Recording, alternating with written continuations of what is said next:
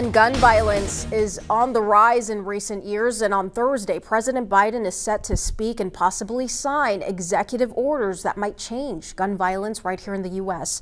Our Washington, D.C. correspondent Joe St. George joins us live with this in-depth look at how this could impact Texas. Joe, good morning to you. First question, please tell us, what can President Biden do with these executive orders and what can't he?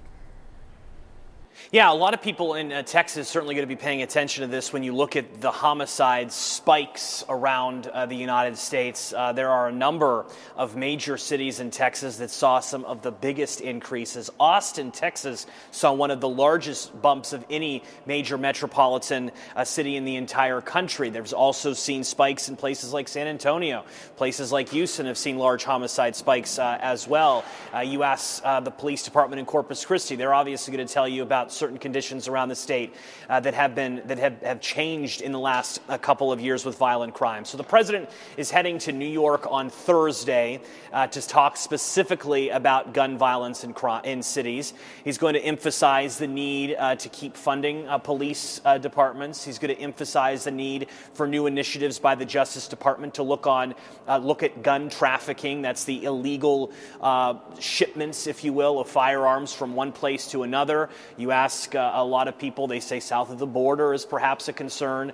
Moving them from the south up to the north remains a concern for northern police departments in states like New York. So it's going to be an issue that the president wants to highlight, but you kind of alluded to it there in your question. The president is limited in what he can do. He can sign some executive orders, yes, but he can't unilaterally make any major gun control changes. That would have to get through Congress, and that's not happening with the current makeup of the House and the Senate. We do expect some updates, though, on his strike force teams, which he's deployed to several major American cities to try to deal with the rise of gun violence. But this is a big issue. It's something that people are feeling, not just in Texas, but around the country. The president will highlight it on Thursday. Thank you, Joe. Yeah, can you tell us how gun violence in Texas compares to the rest of the country?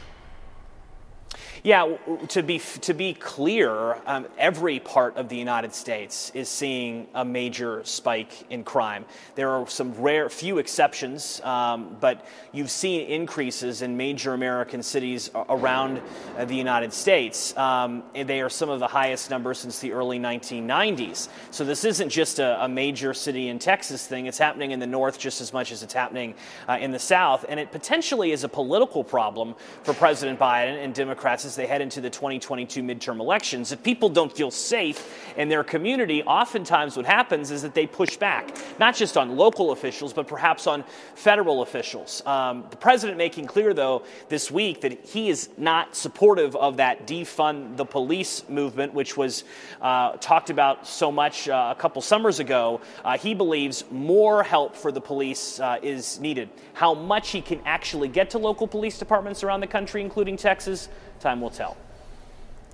Thank you so much, Joe. Another topic you're watching is the situation with Russia and Ukraine. There are roughly, 100,000 Russian troops that are surrounding Ukraine on three sides. What can you tell us about this bipartisan effort to impose sanctions on Russia if they invade? And the big question is, will sanctions make a difference, right? Will the fear or threat of economic ramifications impact President Putin and have him change course for what the Biden administration has referred to as an imminent invasion, although the Ukrainian officials have pushed back on that phrase, imminent. I think we have a graphic that we could potentially show you of where things stand with negotiations here in Washington. It's bipartisan for the moment, and that's rare here in D.C., but Republicans and Democrats are coming together to say that there's a need for some penalties for Russia, likely to be less severe in the short term. That would impact and be a direct result of past cyber attacks actions, but more severe if an invasion actually occurs, targeting things like the government-owned banks, government businesses, oligarchs. What's unclear is whether or not the U.S. will sanction any part of the energy sector in Russia. Russia is one of the largest oil and gas producers in the entire world. Any disruption there could impact the global market, which would ultimately impact the neighborhood gas station in South Texas. So a lot of this is on the mind of lawmakers. They'll get a classified briefing here on the Hill on Thursday.